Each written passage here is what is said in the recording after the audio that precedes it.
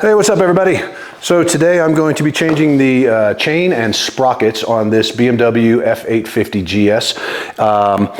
It's very similar to any other chain-driven bike with a couple of exceptions, okay? Because the 850 uses a quick shifter solenoid as opposed to building it into the ECM or the drivetrain control module, and that covers up over the countershaft sprocket area, and also the plate where the foot peg and the gear shifter mount to. So there's a couple of different little quirks about the 850 compared to some other bikes that are out there. Other than that though, it's still a pretty straightforward operation, but we'll go through it and get a look at it, and hopefully that will help for anybody who's trying to or is thinking about replacing their stuff themselves, just to clear up any problems that you might be having. So all right, let's get into it.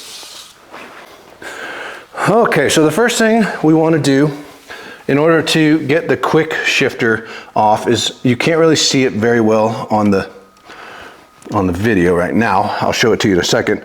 There is a little pin in here, or a little circlip, and if I tell you about it, it's not going to make any sense. So what I'm going to do is just take it off and show it to you here. This little guy here, okay? Is it in the camera? Yeah. So this little guy here goes around the groove section of the bottom of the quick shifter, and this pin sits down into the housing so that it won't come out. All right, so once that's done, gonna make sure not to lose that guy though. We're just gonna kind of twist this guy off.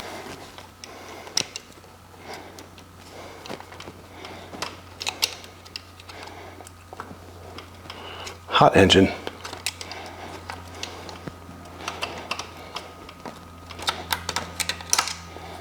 Okay, and then just move it out of the way and it'll rest up here.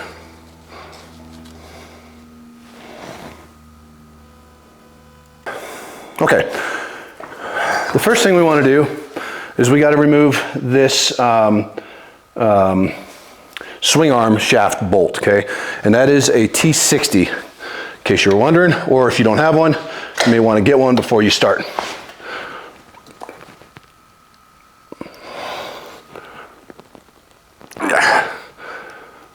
And it's pretty snug, but not too bad.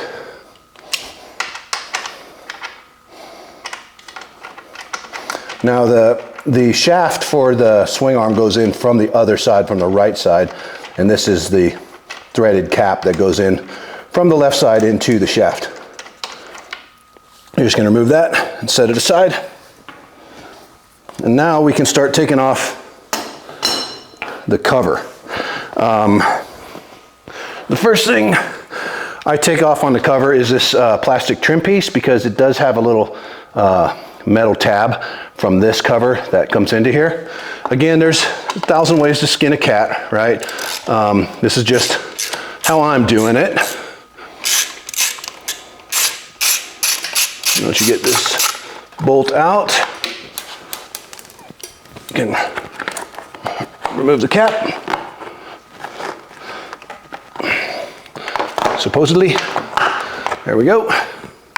And then I usually just put the bolt back in where I found it so that I don't have to worry about it when it's time to put everything back together again. Okay, so for the next portion, we're going to remove these two bolts here, and then these 3 bolts on the bottom, and then this whole cover will just come right off. So I'll just start with the top ones.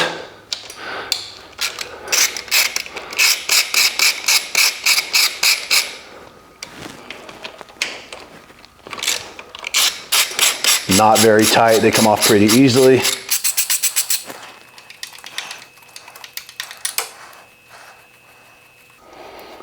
Ooh, they're a little warm. The bike just got pulled into the garage here. So, and as you can see, these two, they're the exact same size, okay? So these 2 bolts go to the top. Then on the bottom 3 bolts is where it's a little bit different. So these 2 bolts here are of the exact same length, and this one here is longer. Mostly, well, only because the plate is thicker here than it is up here, and I'll show you that in just a minute. So we're just gonna take those guys off.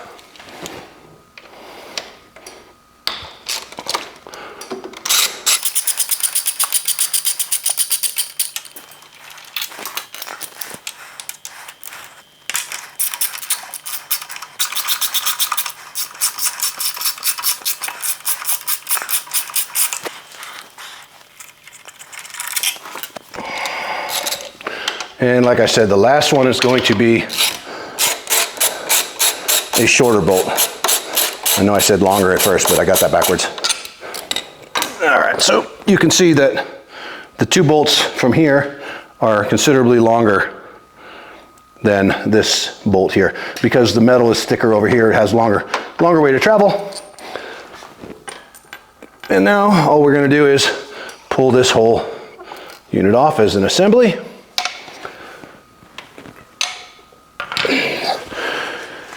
And you can see we have the countershaft sprocket exposed. The next thing we're going to do now is loosen the countershaft sprocket, and then continue with probably break the chain, move the wheel forward, break the chain, take it off, and then actually this chain we probably don't have to move the wheel forward because it's pretty well stretched out. All right, guys, so we got the quick shifter detached, moved out of the way. We got the plate that covers the countershaft sprocket removed. And right now what we have is just the bare assembly here with the chain still connected. The wheel has not been loosened yet because I don't know how tight this countershaft bolt is going to be, and I may have to have somebody stand on the rear brake in order to give me that the traction that I need to get that bolt loose, but we're going to find out here in a second. So the next part of this procedure is using a 17 millimeter socket. Is we're going to loosen up the countershaft sprocket. Now some people, they loosen it. If you take off this chain guide here, you can loosen the countershaft sprocket and wiggle the whole thing off with the chain. I don't want to take this chain guide off because then I just have to put it back on. I'm going to break the chain anyways, so I'm just going to loosen the countershaft sprocket. Then I am going to break the chain and pull it off. Then I'm going to pull the sprocket off. Then I'm going to pull the back wheel off and replace the back sprocket. So again, 1,000 ways to skin a cat. This is just my way of doing it. I think it's a little bit easier and just less time consuming. So, all right, here we go. Let's take off this countershaft sprocket. Okay, so let's try to get this countershaft sprocket broke and see if it'll come loose. Just having the bike in gear, which it is. Oh yeah, came out real easily. So this is the 3rd countershaft sprocket I've done in the last 2 weeks, and I have not had a single problem with breaking one loose yet. I remember in the old days, it was an impact gun or someone standing on the rear brake. But these, apparently, the way they're doing it now, they just don't torque them down as much, which probably makes a lot of sense. Okay, so we got that broke. Let's get the chain broke. Okay, so now I'm just gonna break the chain in the back here. I like to use this Motion Pro chain breaker. It's really awesome. It does both. You can both break the chain, press the new link on with the new chain, and rivet it at the same time. So yeah, one of my favorite pieces of equipment. Just got to find a spot where it'll slide on without hitting the hub. Tighten down the outer barrel, and using a 15 millimeter wrench, spin the pin, press through the chain. You'll hit a little resistance and then it will get nice and easy, just like this. Spin it all the way in. Oh, that's it right there. Okay, loosen this guy up, pull the pin out of the chain.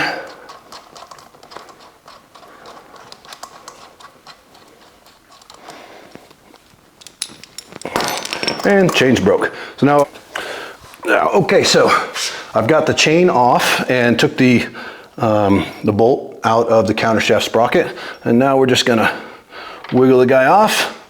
On this particular bike, there's not a whole lot of room to get into, but it's not terribly hard, but it is freaking hot. Woo! Come on, baby. Oh, you gotta go. There we go. Okay, wow. That's a hot sprocket. Now, as you can see on this particular countershaft sprocket, the shoulder is on the outside, right? So the thinner portion goes into the bike. So something to think about when you're replacing your sprockets. Got the chain off, put the front sprocket back on and just kind of finger tightened the bolt on that. So what we got to do next is we got to take off this back tire and remove the old sprocket, put the new one on, and that's pretty easy process. All you got to do is loosen up this 34 millimeter bolt on the axle here, which I've already loosened up. So I'll just spin this nut the rest of the way off. And preferably using either a dead blow or a rubber mallet instead of a metal one. Just kind of tap this axle shaft out. And then all I'm going to do is just kind of use my legs to support the wheel a little bit. Pull the axle shaft away, rest of the way out. Come on, baby. There we go. Okay, and then if you can't get the wheel to slide out past the brake caliper, you can always take off this bearing cup here to give yourself a little bit more room between the edge of the tire and the swing arm. But this one came out just fine. So we're just going to pull the wheel out the rest of the way, set it down, brake rotor side down, so we've got access to the rear sprocket. Now the thing about these wheels, if you prefer to put it in a vise or something to get a little bit more grip on it to remove the bolts from the sprocket, this is a floating sprocket, okay? So it comes all the way out. You can see these little rubber mounts in here. These are designed to give you, what do they call it? BMW calls it something like comfort ride or something like that, right? Basically gives you a little bit of rubber padding so you're not metal on metal, makes it for a smoother ride. But we're just gonna leave this in and pull them bolts off, and that'll be that. Sometimes these bolts are pretty tough to get off, but fortunately the owner of this bike took really good care of it, cleans it off and all that other stuff, so it's not really that hard to get off, okay? So I like to, using a star pattern, just loosen the bolts up a little bit. And I find that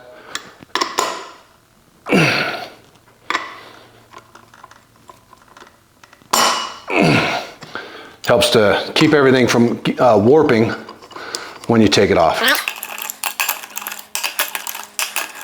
Okay, I'll spin these nuts off here.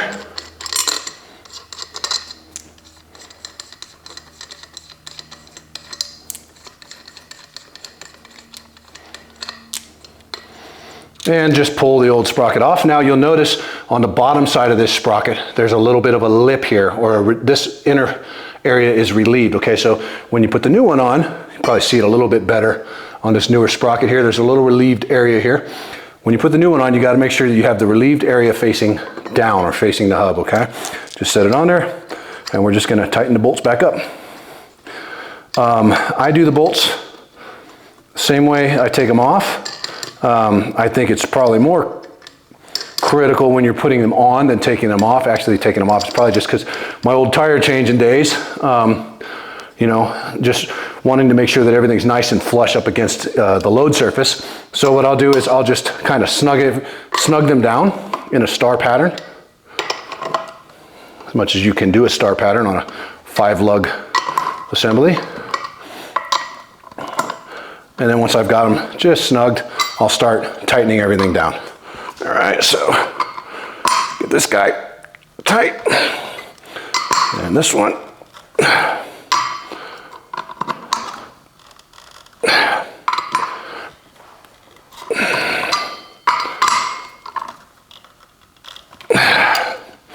And that's all there is to it. Okay, so the next thing we're gonna do is install the chain on the bike without the master link in it.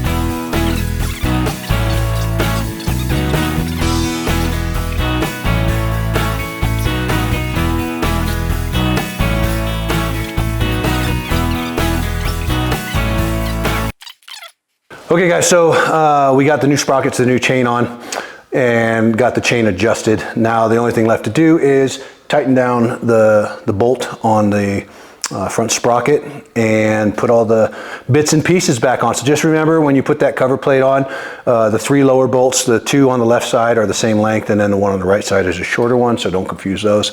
The 2 top bolts are the same, and make sure to put that pin back on the quick shifter, or you're going to lose it while you're going down the road. So anyways, yeah, so I'm just going to put everything back together right now, and I hope that this was a helpful video for you. If you liked it, hit the like button, please. Don't forget to subscribe to the channel. I really appreciate it. And I'll see you on the road.